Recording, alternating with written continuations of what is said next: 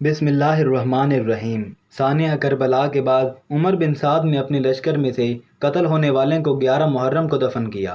سیدزادوں اور اصحاب کے 72 جسد مبارک بے گور و کفن چھوڑ کر اور اہل بیت کو قیدی بنا کر کوفہ کی طرف دربار ابن زیاد کی طرف بڑھنے لگا۔ نواسۂ رسول اہل بیت اور اصحاب کے سر مبارک نیزوں پر ہیں۔ امام طبی روایت کرتے ہیں کہ ابن سعد نے خولی کے ہاتھ امام عالی مقام کا سر اقدس ابن زیاد کے دربار بھیجا۔ خولی جب کوفہ پہنچا تو رات کا وقت تھا، اس لیے وہ سر مبارک کو اپنے گھر لے گیا اور ایک برتن میں ڈھانپ دیا۔ سر مبارک کو دیکھ کر اس کی بیوی سخت ناراض ہوئی کہ یہ تم نے کیا ظلم کر دیا ہے۔ وہ بیان کرتی ہیں کہ خدا کی قسم میں نے دیکھا ہے ایک نور برابر آسمان سے اس برتن میں ستون کی مانند چمک رہا ہے، اور میں نے سفید پرندے دیکھے جو برتن کے ارد گرد منڈلا رہے تھے۔ صبح اسیران کربلا اور نواسۂ رسول صلی اللہ علیہ وسلم کے سر مبارک کو ابن زیاد کے دربار میں پیش کیا گیا۔ عبید اللہ ابن زیاد کی سیدہ حضرت زینب سے گفتگو اور آپ کے دیے جانے والے جوابات بھی تاریخی کتابوں میں نہایت پرسوس انداز میں لکھے ہیں۔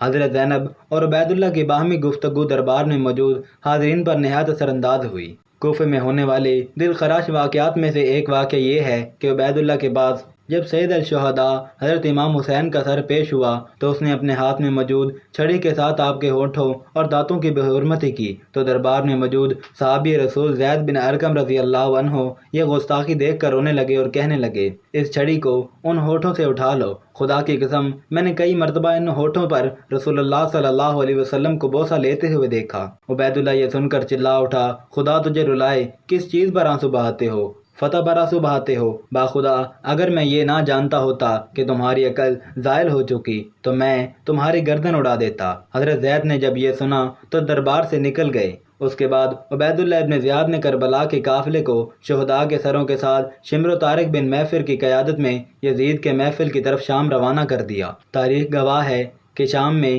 جب قافلہ پہنچا تو وہاں جشن کا سماں تھا۔ زہر بن قیس نے نمائندگی کرتے ہوئے واقع کربلا کی ساری تفصیل یزید کو سنائی۔ ایک سونے کی تشت میں حضرت امام حسین کے سر مبارک کو یزید کے سامنے پیش کیا گیا۔ یزید نے جب نواسۂ رسول صلی اللہ علیہ وسلم کے سر کی توہین کی تو وہاں موجود حاضرین نے اعتراض کیا، جس میں قابل ذکر یحییٰ ابن حاکم اور صحابی رسول حضرت ابو برزہ اسلمی تھے، جن کو یزید نے اپنے محل سے نکال دیا۔ اس کے بعد دختر سیدہ کائنات حضرت زینب نے ایک تاریخ ساز خطبہ یزید کے دربار میں دیا، جس سے وہاں موجود لوگوں کے دل لرز اٹھے۔ یزید جب پشیمان ہوا تو اس نے قافلے کو آزاد کرتے ہوئے مدینے بھیج دیا۔ مدینے کے لوگوں کو واقع کربلا کی خبر مل چکی تھی۔ جیسے ہی قافلہ مدینے پہنچا تو وہاں قیامت برپا ہو گئی۔ حضرت امام زین العابدین کی نظر روضہ رسول صلی اللہ علیہ وسلم پر پڑی تو آپ بس اتنا کہہ سکے، یا رسول اللہ صلی اللہ علیہ وسلم اپنے نواسے کا سلام قبول فرمائیں۔ بس اس کے بعد مدینے میں ایک نہ تھمنے والا آنسوؤں کا سیلاب آ گیا۔ اب آپ کو بتاتے ہیں کہ شیر خدا کے شیر حضرت امام حسین کا سر مبارک کس نے اور کب دفن کیا۔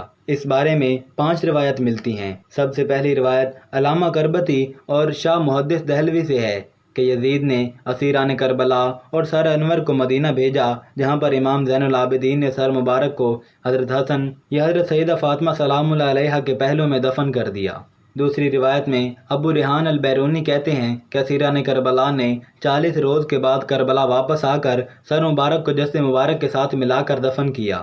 تیسری روایت ہے کہ یزید کے حکم پر سر امام حسین کو ہر شہر میں لے جایا گیا۔ اسکلان پہنچا تو وہاں کے امیر نے اسے دفن کر دیا۔ چوتھی روایت ہے کہ اسکلان میں جب فرنگیوں کی حکومت قائم ہوئی تو 548 ہجری میں طلائع بن زریق نائب مصر نے اسکلان سے سر انور کو لیا اور مصر لے گیا۔ وہاں اس نے مشہد حسینی بنوا دیا۔ اس کے متعلق علامہ ابن حجر تیمی مکی روایت فرماتے ہیں کہ سلیمان بن عبد الملک نے حضور صلی اللہ علیہ وسلم کو خواب میں دیکھا کہ آپ اس کے ساتھ ملاطفت فرما رہے ہیں اور اس کو بشارت دے رہے ہیں۔ صبح اس نے امام حسن بصری رضی اللہ عنہ سے اس خواب کی تعبیر پوچھی۔ انہوں نے فرمایا، شاید تو نے حضرت محمد صلی اللہ علیہ وسلم کی آل کے ساتھ کوئی بھلائی کی ہے۔ اس نے کہا ہاں مجھے ایک ہی بات یاد ہے، میں نے نواسہ رسول حضرت حسین کے سر مبارک کو خزانہ یزید میں دیکھا تو میں نے ان کو 5 کپڑوں کا کفن پہنایا اور میں نے اپنے ساتھیوں کے ساتھ ان پر نماز جنازہ پڑھی اور انہیں قبر میں دفن کر دیا۔ تو حسن بدری نے اس سے فرمایا یہی وجہ ہے کہ رسول کریم صلی اللہ علیہ وسلم نے تجھ سے اظہار رضامندی فرمائی، یعنی یہی تیرا کام حضور صلی اللہ علیہ وسلم کی رضامندی کا سبب ہوا ہے۔ سلیمان بن عبد الملک کے بعد اس کے جانشین عمر بن عبد العزیز نے سر مبارک کو نکالا اور کربلا جا کر خود جسد مبارک کے ساتھ دفن کر دیا۔ ایک روایت ہے کہ جب منصور ابن جمہور نے شام کو فتح کیا تو شہر میں داخل ہونے کے بعد وہ یزید کے خزانے والے کمرے میں گیا، وہاں پر اسے سرخ رنگ کی ایک ٹوکری ملی۔ منصور نے اپنے غلام سے کہا کہ اس ٹوکری کو حفاظت سے رکھو کہ یہ بنی امیہ کے قیمتی خزانوں میں سے ایک خزانہ ہے، لیکن جب اس کو تھوڑے عرصے کے بعد کھولا تو دیکھا کہ اس میں امام حسین کا نورانی سر ہے جس سے عطر کی خوشبو آ رہی تھی۔ اس نے اپنے غلام کو حکم دیا کہ ایک کپڑا لائے، اس نے سر کو اس کپڑے سے ڈھانپ دیا اور پھر کفن کرنے کے بعد اس سر کو دمشق میں باب فرادیس کے پاس دفن کر دیا۔